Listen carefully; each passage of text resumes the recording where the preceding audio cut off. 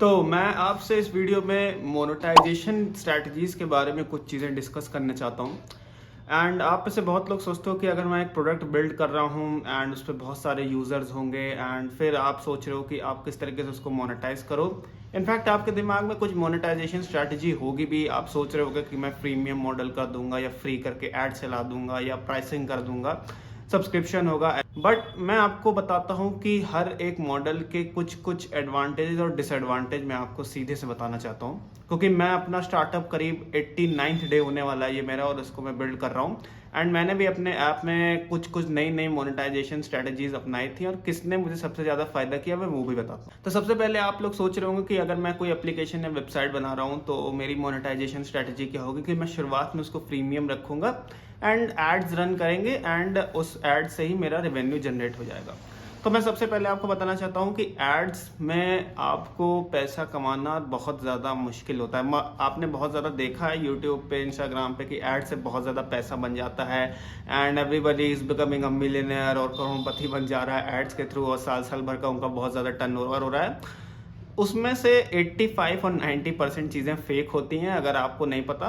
Because add से इतना भी रिवेन्यू नहीं जनरेट होता है। बिकॉज मैंने जब एड मॉब पे अपना सब कुछ सेटअप किया था तो लाइक अबाउट 1000 इम्प्रेशंस जब आपके होते हैं, और वो भी 1000 इम्प्रेशन नहीं, 1000 में भी आप कह सकते हो ad clicks, and that also long ads, वो भी आपके 60 सेकेंड्स के एड या 30 सेकेंड वाले एड जो आपके वीडियो एड्स होते हैं, उनसे भी आपका कितना कंसिडरेबल अमाउंट बनता है, वो है $0.01 के अराउंड कहीं बनता है। एंड अगर वो आईफोन डिवाइस पे देखा जा रहा है तब थोड़ा सा उसका परसेंटेज ज़्यादा हो जाता है। बट स्टिल आपके अगर आपके आपके जो मोबाइल डिवाइस है या जो भी आपका एप्लीकेशन है, वेबसाइट है, उस पर हर दिन कम से कम 10,000 यूजर्स का ट्रैफिक है एंड वो 10,000 यूजर्स इस वीडियो एड से एंगेज कर रहे हैं, तो आपका करीब महीने में जाके कुछ $500 या $200-300 के अराउंड बन जाएगा। And that also if you are lucky, अगर आपका जो बिकॉज एंड्रॉयड डिवाइस से बनने वाला जो मोनेटाइजेशन है पैसा होता है वो काफ़ी कम होता है, एंड आईफोन या मैक से बनने वाला पैसा ज़्यादा होता है। एंड आपको पता है कि इंडिया में आईफोन और मैक यूज़ करने वाले यूजर्स काफ़ी कम होते हैं। आपकी एड्स की जो स्ट्रेटजी है वो तब वर्क करेगी जब आपके पास कुछ अमाउंट ऑफ बैकअप ऑलरेडी है। अगर आप सोलली रिलाय कर रहे हो कि आप एड से ही शुरुआत में पूरा रेवेन्यू अपना जनरेट करोगे, तो आपके लिए सस्टेन करना मुश्किल हो जाएगा। आपको at the end of the day किसी वीसी या फंडिंग के पास या इन्वेस्टर के पास जाना पड़ेगा, या अपने से ही उसको बूटस्ट्रैप करना पड़ेगा, अमाउंट कलेक्ट करना पड़ेगा, या कुछ तरीका अपनाना पड़ेगा लोन वगैरह लेके। बिकॉज आपके एड के रेवेन्यू से आपका टोटल जो मेंटेनेंस कॉस्ट, आपके सर्वाइवल का कॉस्ट, आपके सर्वर का कॉस्ट, आपके डिजाइनर या जो भी जितना भी कॉस्ट है वो बिल्कुल भी कवर नहीं हो पाएगा। एंड 1% ऑफ दैट भी नहीं कवर हो पाएगा, बिकॉज एड से रेवेन्यू जनरेट होने वाला बहुत मिनिमल होता है। सेकेंड थिंग इज कि अब आपके पास अगर मान लीजिए बैकअप है तब तो आप एड्स के लिए जाइए एंड ट्राई टू थिंक कि जब तक एंटिल एंड अनलेस आपके पूरे प्लेटफॉर्म पे 10,000 यूजर्स के ऊपर नहीं है। Now the second thing is कि अगर आप सब्सक्रिप्शन मॉडल का सोच रहे हो या इन ऐप प्रोडक्ट्स का सोच रहे हो या कुछ परचेजेस का सोच रहे हो, तो वो स्ट्रेटजी तब भी अच्छी हो सकती है, बिकॉज उसमें एटलीस्ट आपको ये पता होता है कि आपके पेइंग कस्टमर कौन है, एंड उसको आपको मंथली बेसिस पे अगर आप दोगे तो वो काम करता है। बट उसमें सबसे बड़ी दिक्कत क्या आती है कि कन्वर्जन बहुत मिनिमल होता है। बिकॉज अगर आपके प्लेटफॉर्म पे ऐसे समझ के लिए 10,000 यूजर्स हैं, तो उसमें से शायद 5% या 10% ही कन्वर्ट कर पाएंगे आपके पेइंग, अनटिल अनलेस अगर आपका ऐप प्रीमियम मॉडल पे नहीं है। अगर आपका पूरा ऐप प्रीमियम मॉडल पे ही है कि आप पेमेंट देके ही आपका काम होगा, देन आपका कन्वर्जन रेट बढ़ जाएगा, बट आपके यूजर सिग्निफिकेंटली ड्रॉप कर जाएंगे। तो ये चीज भी आपको ध्यान में रखनी पड़ेगी। और मैं आपको सीधा एक चीज बताना चाहता हूँ कि अगर आप इंडियन मार्केट को टारगेट कर रहे हो, जो कि अगर आप या आप किसी छोटी कंट्री में भी हो, तो आपको ऐसी चीज़ों को टारगेट करना पड़ेगा। आपको ऐसे सोच के चलना पड़ेगा कि आपका प्राइसिंग प्लान बहुत मिनिमल होना चाहिए, बहुत ही एक्सट्रीम लेवल ऑफ वैल्यू नहीं प्रोवाइड करता है यूजर्स को।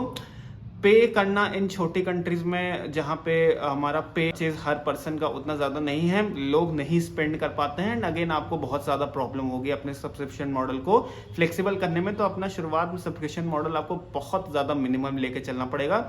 अभी एक नया किसी एक फैन बेस था इस पर्टिकुलर यूट्यूबर का, उसने अपनी ब्रांड लॉन्च करी थी। उसमें भी उसको बहुत ज़्यादा दिक्कत आई क्योंकि उसने प्राइसिंग मॉडल एक बहुत बेसिक चीज़ का कम से कम $20 पर मंथ रख दिया था, जो कि किसी ने नहीं खरीदा। एंड उसको बाद में उसको रिड्यूस करना पड़ा $1 पर मंथ के लिए।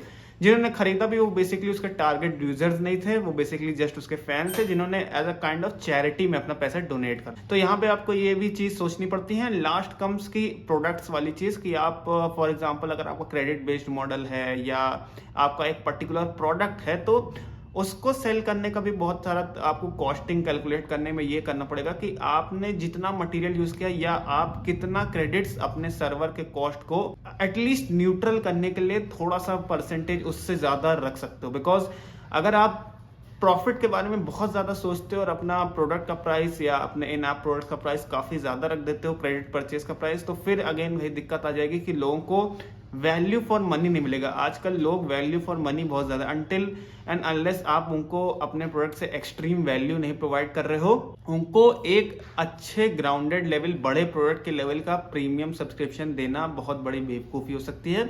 आप सर्वाइवल आपके लिए एक बहुत टफ चैलेंज बन जाएगा। बिकॉज अब तो यार बड़ी बड़ी कंपनी जैसे चैट जीपीटी है, उन्होंने भी अपने मॉडल का प्राइस गिरा के 399 रुपीज मंथली कर दिया। नेटफ्लिक्स है वो 199 रुपीज मंथली कर रहे हैं। तो आपको भी अपना प्राइस इनसे तो कम ही करके चलना पड़ेगा, बिकॉज लोग इसके बाद भी बहुत सारे अल्टरनेटिव ढूंढते हैं, वीपीएन या because these products are actually great and still people are using alternatives and payment से बचना चाहते हैं।